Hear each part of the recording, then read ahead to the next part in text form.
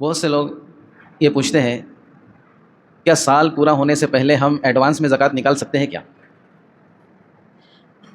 کبھی ایسا ہوتا ہے کہ رمضان کو آنے میں وقت ہوتا ہے، ہم صاحب نصاب ہوتے ہیں اور ہمارے پاس کوئی شخص ایسی ضرورت لے کے آتا ہے جو واقعی بہت شدید ضرورت ہوتی ہے اور ہمارے پاس زکوٰۃ کے علاوہ کوئی چیز نہیں ہوتی جو اس کو دی جائے، تو ہم ایڈوانس میں زکوٰۃ اس شرط کے ساتھ نکال سکتے ہیں کہ ہم اس وقت صاحب نصاب ہو۔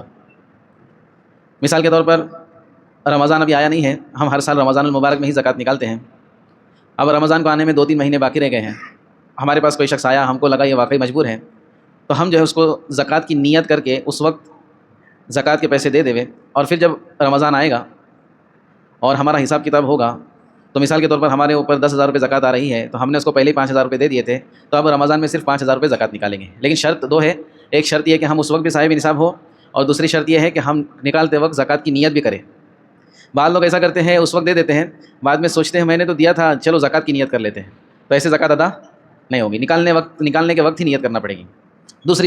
دوسرا مسئلہ، زکوٰۃ کا مال نکالتے وقت ہم جب اپنے مال میں سے زکوٰۃ کا مال نکالتے ہیں رمضان میں یا جب بھی ہمارا وقت ہوتا ہے، تو اس کی نیت کرنا ضروری ہے کہ میں زکوٰۃ کا مال نکال رہا ہوں۔ زکوٰۃ کی نیت کرنا ضروری ہے، ورنہ ہم بغیر نیت کے نکال دیں اور بعد میں ہم اس طرح کسی کو دے دیں اور بعد میں زکوٰۃ کی نیت کریں تو وہ نفلی صدقہ شمار ہوگا، زکوٰۃ ہماری ادا نہیں ہوگی۔ تیسرا مسئلہ، زکوٰۃ نکالتے وقت بھی دعا ہے، زکوٰۃ نکالتے وقت بھی ایک دعا ہے، وہ یاد کر کے زکوٰۃ نکالتے وقت پڑھ لیں۔ کیا ہے دعا؟ اللہم اجعلھا مغنما، اللہم اجعلھا مغنما، اے اللہ یہ زکوٰۃ جو میں نکال رہا ہوں اس کو میرے لیے نفع کی چیز بنا، ولا تجعلھا مغرما، یہ جو میں زکوٰۃ نکال رہا ہوں اسے میرے لیے نقصان کی چیز نہ بنا۔ زکوٰۃ نفع کی چیز کب بنتی ہے؟ زکوٰۃ تو نفع کی چیز ہے، لیکن اس وقت اس کا نفع ہم کو حاصل ہوگا جب ہم نے اس کے مقاصد کو سامنے رکھ کر زکوٰۃ کو نکالا ہوں، اور مقاصد سامنے نہیں ہوں گے تو مقصد پورا نہیں ہوگا اور زکوٰۃ ہمارے لیے فائدہ مند ثابت نہیں ہوگی۔ سمجھ میں آ رہی بات؟ بہرحال تو یہ دعا ہے، عام طور پر لوگ اس کو پڑھتے نہیں ہیں، اس کے معنی کو ذہن میں رکھ کر زکوٰۃ نہیں نکالتے، تو اس سال انشاءاللہ اس کی فکر کر لیں۔ اسی طرح ایک مسئلہ یہ تھا کہ زکوٰۃ بول کر دینا چاہیے کیا؟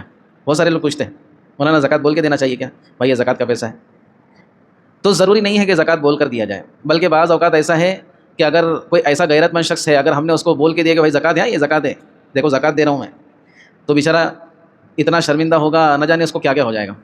تو بعض اوقات ایسے لوگوں کو ہدیہ بول کے بھی دے سکتے ہیں، عیدی بول کے بھی دے سکتے ہیں، اپنے بچے کو عیدی رکھ لو بچوں کے لیے، ہمارے پاس دوسرا کچھ ہے نہیں، زکوٰۃ ہی دینا ہے، واقعی سامنے والا مستحق بھی ہے تو ہم اس طرح سے بھی اس کو دے سکتے ہیں۔ تو زکوٰۃ بول کر دینا ضروری نہیں ہے، بلکہ بولنا ہی نہیں چاہیے، ہم کو پتہ ہے یہ پکا مستحق ہے، اس کو ہم دے دے، کچھ نہ بولے، اس سے جو ہے بہت برا اثر پڑتا ہے سامنے والے پہ۔ ہم اپنے اوپر ہی کمپیئر کر لیں، اگر ہم ضرورت مند ہوتے اور ہم کو کوئی ہماری مدد کرتا اور بول کر دیتا ہے زکوٰۃ کا پیسہ ہے تو ہمارے دل پر کیا گزرتی۔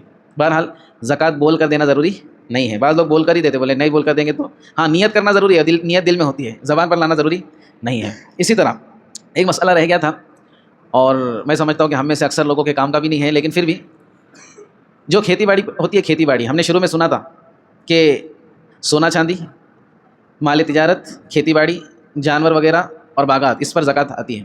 تو کھیتی باڑی جن کی ہے، گاؤں وغیرہ میں کھیتی ہوتی ہے، سال بھر میں ایک بار ہوتی ہے یا سال بھر ہوتے رہتی ہے، تو وہ لوگ بھی اس کی فکر کرے کہ وہ زکوٰۃ نکالنے کی فکر کرے۔ لیکن کھیتی باڑی کی جو زکوٰۃ ہے وہ آن دا اسپاٹ ہوتی ہے، سال گزرنا ضروری اس پر نہیں ہے، اس کے اندر عشر ہوتا ہے، عشر، کھیتی باڑی کی زکوٰۃ کو عشر کہتے ہیں، اس میں 10واں حصہ نکالتے ہیں۔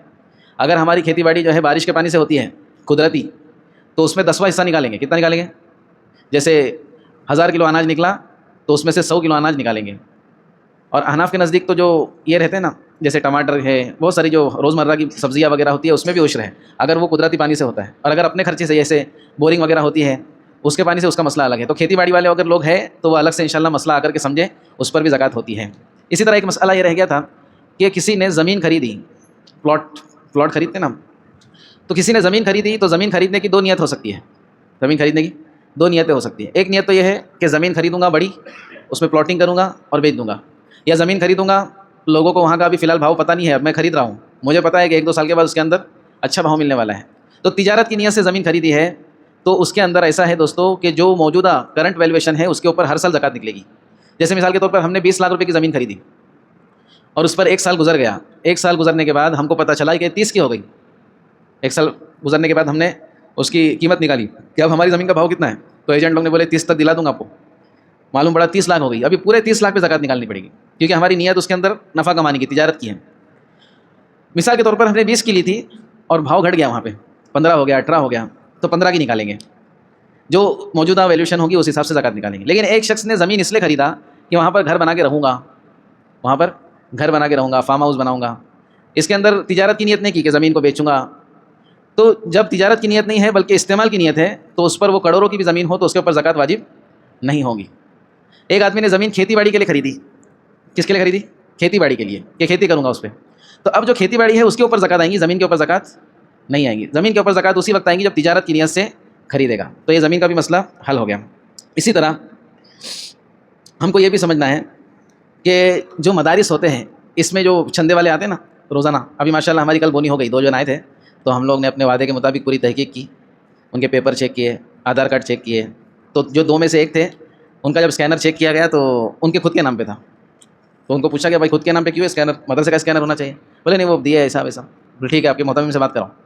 پھر انہوں نے محتمم سے بات کرائے، پھر محتمم کو بھی تھوڑا میں نے جھاڑا، ایسا کیوں کر رہے ہو، یہ وہ کرتے نا لوگ پیار سے، تو ان کو بولا بھائی آپ کو اجازت نہیں ہے، آپ سے ہم کو تشفی نہیں ہوئی، ہمارا جو ہے نا مطمئن نہیں، ہم اس بہرحال ان کے 100-150 روپے کچھ جمع ہوئے تھے، کیونکہ ان کو میں نے پہلے بولا تھا ابھی نماز کا وقت ہو گیا ہے، اگر تحقیقات میں آپ کی باتیں صحیح نہیں نکلی تو پورے پیسے جمع کر لوں گا، کسی مستحق کو دے دوں گا، میں پہلے آپ کو بول دیا ہوں۔ اور جو دوسرے تھے انہوں نے ماشاءاللہ ویڈیو کال وغیرہ کر کے لگائے، وہاں پہ ان کے محتمم تھے، مدرسے کا ماشاءاللہ نام وام بھی پورا مدرسہ تھا، اور جو نام پیپر پہ تھا وہی بڑے اس میں لکھا ہوا تھا، جیسے اپنی مسجد کے باہر لکھا ہوا ہے، تو ان کو اجازت دی ہے اور ان کو الحمدللہ میں نے بھی دیا، آپ اگر لیگل ہے تو ہم بھی آپ کو دیں گے، اور اگر آپ کے پاس پیپر نہیں ہے تو ہم نہیں دیں گے۔ تو مدرسوں کا نظام کیا ہوتا ہے وہ بھی سمجھے، عوام کو عام طور پر معلوم نہیں ہوتا ہے مدرسوں کا نظام کیا ہوتا ہے۔ دیکھو مدرسے جو ہوتے ہیں نا اس میں ہر قسم کے بچے جاتے ہیں، مستحق بھی جاتے ہیں اور غیر مستحق بھی جاتے ہیں۔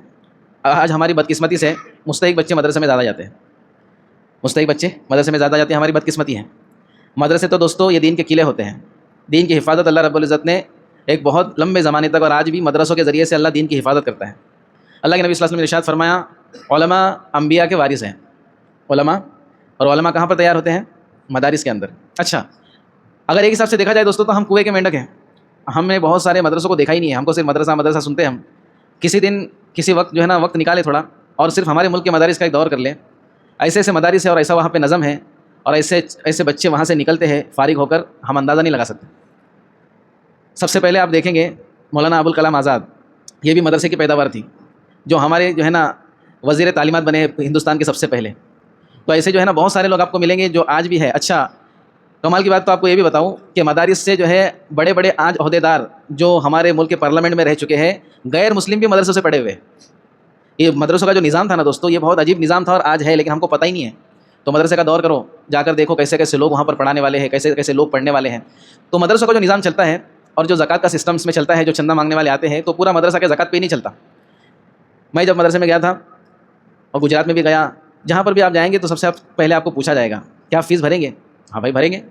تو جو مستطیع بچے ہوتے ہیں ان کا فارم الگ ہوتا ہے، ایک ہوتا ہے مستطیع یعنی جو اس لائق ہے کہ وہ فیس بھر کے پڑھیں گے، اور ایک ہوتا ہے غیر مستطیع۔ تو بہت سارے بچے میں نے اپنی زندگی میں بھی دیکھا، پڑھائی کی زندگی میں، کہ بہت سارے ایسے بچے جو یتیم تھے، کسی کا جو ہے نا والد نہیں ہے، کسی کی امی نہیں ہے، ویسے بچے بھی آتے تھے۔ تو باقاعدہ ان لوگوں کا الگ الگ نظام ہوتا ہے۔ مدرسے کے اصل جو ہے نا وہ فیس پر چلتا ہے، اصل جو ہے فیس پر چلتا ہے۔ جب شروع میں میرا داخلہ ہوا تھا 2002-03 کے آس پاس، تو اس وقت مہینے کی 400 روپے فیس تھی، اس کو کہتے ہیں خوراکی فیس، خوراکی فیس۔ تو 400 روپے میں جو ہے مہینہ اس وقت ہو جاتا تھا، آپ اندازہ لگائیے تو ہو جائے گا، کیونکہ اس سے 1 سال پہلے میں جماعت میں گیا تھا کراڈ، تو 40 دن کی جماعت تھی، وہاں پہ میرے کو 822 روپے خرچہ آیا تھا۔ کتنا آیا تھا؟ سب میرے پاس سب لکھا ہوا رہتا پرانا ریکارڈ۔ 822 روپے لگے تھے 40 دن کے، جس میں سے 300 روپے تو تھانہ سے کراڈ جانے کے 150 اور آنے کے 150، 300 روپے تو ٹریولنگ کے لگے تھے۔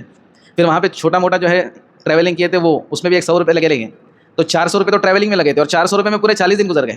اس وقت یاد ہے مجھے 10 روپے کلو چاول تھا، اور گوشت وہاں پہ کچھ 120 روپے کلو سے ہم لوگ نے کھائے تھے، بہرحال دعوت وغیرہ بھی ملی تھی وہاں پہ۔ تو 822 روپے پر ہیڈ ہم کو خرچہ آیا تھا۔ تو وہ زمانہ بھی سستا تھا، ہم لوگ بھی بول سکتے ہیں اپنے بچوں کو ہمارے ٹائم پہ اتنا سستا تھا، جیسے ہمارے ابا وغیرہ بولتے تھے۔ بہرحال ابھی بہت مہنگائی ہو گئی ہے۔ تو مدرسے کی فیس جیسے 400 روپے، آج اگر دیکھیں گے آپ مدارس میں عام طور پر ایک بچے کی فیس جو ہے ماہانہ 2.5 سے 3 ہزار روپے چل رہی ہے، 2.5 سے 3 ہزار روپے میں اس کا کھانے پینے کا نظام چلتا ہے۔ اور جو بچے فیس نہیں بھر سکتے ان کے لیے زکوٰۃ کا سسٹم ہوتا ہے، ان سے پہلے فارم بھر کر لیا جاتا ہے کہ آپ فیس دیں گے یا نہیں دیں گے، فیس دیں گے یا نہیں دیں گے، دیں گے تو اچھی بات ہے، نہیں دیں گے تو الحمدللہ ہمارے پاس ہے، آپ کو ہم کھلائیں گے۔ تو ایسے بہت سارے بچے ہیں ماشاءاللہ۔ تو مدرسے کا نظام اس طرح چلتا ہے، جو سفیر آتے ہیں نا، تو جو غیر مستطیع بچے ہیں وہ لوگ ان کی جو ہے نا اس پیسوں سے فیس ادا کرتے ہیں، اور پھر مدرسے کا نظام اس طرح سے چلتا ہے۔ تو دونوں فنڈ الگ الگ ہوتے ہیں، زکوٰۃ کا فنڈ الگ ہوتا ہے اور فیس کا فنڈ الگ ہوتا ہے۔ تو یہ سوچ کر کے مدرسوں میں زکوٰۃ ہی سب کو کھلاتے ہیں، اپنے بچوں کو نہ ڈالنا، یہ بھی غلط بات ہے۔ اپنے بچوں کو. اور آج تو الحمدللہ ایسا نظام بنا ہے کہ آپ کا جو عذر تھا کہ دنیاوی پڑھائی نہیں ہوتی تو دنیاوی پڑھائی کا بھی سسٹم آ گیا. اکثر مدارس کے اندر ابھی اسکول بھی ہے اور مدرسے بھی ہیں. تو انشاءاللہ آپ کا بچہ اسکول کے ساتھ ساتھ حافظ بھی بن جائے گا, عالم بھی بن جائے گا, تو یہ ہمارے لیے نور علی نور ہو جائے گا. تو اس طرح سے ہم کو معلوم ہونا چاہیے کہ مدرسے کا سسٹم کیسا چلتا ہے. تو آج آپ کو معلوم ہو گیا. تو اس طرح سے اور کسی دن دوستوں میں تو آپ سے یہ کروں گا کہ مدارس کا جو نظام دیکھیں, خاص طور پر گجرات کے مدارس کا دورہ کریں. کوکن بھی ماشاءاللہ اچھے مدارس ہے, یہاں پر جا کے دیکھیں. ہمارے نزدیکی مدرسے نیرل کا مدرسہ ہے, تلوجہ کا مدرسہ ہے, یہاں پہ جا کے تو دیکھو کیسا لگتا ہے. ایسا لگتا ہے کوئی الگ دنیا میں آ گئے ہم لوگ. تو وہاں جائیں گے تو شوق بھی پیدا ہوگا, ہمارے بچوں کو بھی لے کر کے جائیں. مدارس کا سسٹم بہت اچھا ہوتا ہے. تو اس طرح سے یہ نظام چلتا ہے. جو سفیر آتے ہیں تو بہت اچھا کام کر رہی ہے بھی, لیکن ہماری ذمہ ہے کہ ہم دیکھ کر کے کہ یہ فراڈ تو نہیں, کیونکہ کئی لوگ ایسے ملے ہیں جو غیر مسلم ہوتے ہیں سفیر بن کے آتے ہیں, کیونکہ معلوم ہے مسلمان بہت پیسہ خرچہ کرتا ہے اندھادھند, تو ہم کو اندھادھند پیسہ خرچ نہیں کرنا ہے. بہرحال تو ہم زکات نکال رہے ہیں, تو اس طرح سے تحقیق کر کے زکات نکالیں گے. ایک چیز اور میں نے سوچا تھا آج بیان کرنے کی, لیکن انشاءاللہ اس کو کل کریں گے, وقت زیادہ ہو گیا ہے. زکات, صدقہ, فطرہ, فدیہ اور صدقہ جاریہ, یہ الگ الگ قسمیں ہیں. یہ سب مل کر کے ہماری عبادت مالی بنتی ہے. کیا بنتی ہے؟ عبادت مالی. اللہ رب العزت نے قرآن مجید میں باغ والوں کا تذکرہ کیا ہے, اصحاب الجنہ. یہ باغ والے جو تھے نا, جن کے جو والد تھے, یہ بڑا نیک آدمی تھا. اس نے کیا کیا تھا, اپنا سسٹم بنایا تھا. اس کے باغ میں جو پیداوار ہوتی تھی تو اس کے وہ 3 حصے کرتا تھا. ایک حصہ سب سے پہلے وہ غریبوں میں تقسیم کر دیتا, جو اس کو ارننگ ہوتی تھی. ایک حصہ غریبوں میں تقسیم کرتا تھا, 2.5% نہیں, 33%, 1/3. دوسرا حصہ کیا کرتا تھا, وہ جو باغ کے اندر جو اخراجات ہوتے تھے اس کے اندر لگاتا تھا. اور تیسرا حصہ اپنی ضرورت کے لیے وہ استعمال کرتا تھا. ایسے اپنے مال کے 3 حصے کیے تھے اس نے. اللہ نے اس کے بعد میں خوب برکت دی تھی. خوب غریبوں میں یہ عام تھا کہ ماشاءاللہ یہ خرچ کرتا ہے. جب اس کا انتقال ہو گیا تو اس کے بیٹے تھے ہوشیار نہیں سوری 1.5 ہوشیار, ایسے لوگ کو بولتے 1.5 ہوشیار, ادھک شانے. ان لوگوں نے کہا ہمارا باپ تو بیوقوف تھا. یہ قرآن مجید کا واقعہ ہے. ان لوگوں نے کہا ہمارا باپ تو بیوقوف تھا, جو اللہ کے راستے میں خرچ کرتا تھا, مال اپنا محنت اپنی اللہ کے راستے میں کیوں دینے کا. تو ان لوگوں نے رات میں مشورہ کیے کہ ہمارا باپ جو ہے نا, اس نے غریبوں کو بگاڑ کے رکھا تھا. اب اپن جائیں گے صبح پھل توڑیں گے نا, تو سب پہلے سے آ کے کھڑے رہیں گے ادھر. تو اپن کیا کرتے ہیں, ایسے ٹائم پہ جاتے کہ وہ لوگ آئے نہیں رہیں گے, پہلے ہی چلے جاتے. رات میں مشورہ کر رہے تھے وہ لوگ سب بھائی مل کے, یہ غریب لوگ کو دینے کا نہیں, اپنے کو کیا بہت یہ ہے کہ اپن ہی استعمال کریں گے, اپنا مال ہے. تو اللہ رب العزت نے راتوں رات اس باغ پر عذاب بھیج دیا, سب تباہ ہو گیا. اب جب صبح گئے وہ ایسے وقت میں جب کوئی غریب نہیں آیا ہوگا, جا کر دیکھتے ہیں تو پورا برباد ہو چکا ہے. تو لوگ نے پھر افسوس کیے, ہم نے بہت غلط بات کی, بہت غلط سوچا. ہمارا باپ بیوقوف نہیں تھا, ہمارا باپ تو اچھا تھا. آج تک جو ہے ہم اس کے ذریعے سے جو ہے پل بڑھ رہے تھے, آج ہم نے غلط نیت کی اور ہماری نیت کا یہ بدلہ ہم کو ملا. تو اللہ رب العزت نے دوستوں مال بھی دیا آزمائش کے لیے, مال دیا ہے آزمائش کے لیے, اور یہ عبادت مالی ہے. ہر چیز آزمائش کے لیے, ہماری صحت آزمائش کے لیے, ہماری طاقت آزمائش کے لیے, ہماری صلاحیت آزمائش کے لیے, ہمارا علم آزمائش کے لیے, ویسے مال بھی آزمائش کے لیے ہے. تو یہ سب چیزیں ہیں نا, زکوٰۃ, صدقہ, فطرہ اور ہدیہ تحفہ, یہ بھی بتاؤں گا آپ کو انشاءاللہ ہدیہ کی کیا اسلام میں اہمیت ہے. یہ سب عبادت مالی میں سے ہے. یہ اللہ رب العزت کے سامنے ہم تھوڑا تھوڑا پیش کر کے یہ کرتے ہیں کہ اللہ تو نے دیا ہے اور ہم تیرے ہی لیے اس کو خرچ کرتے ہیں, تاکہ اس کا بدلہ تو دنیا اور آخرت میں ہم کو دیتا رہے. تو کل انشاءاللہ اس کو سمجھیں گے, اور پھر اور بھی موضوعات ہیں. اللہ رب العزت ہم سب کو کہنے سننے پر عمل کی توفیق. سبحان اللہ.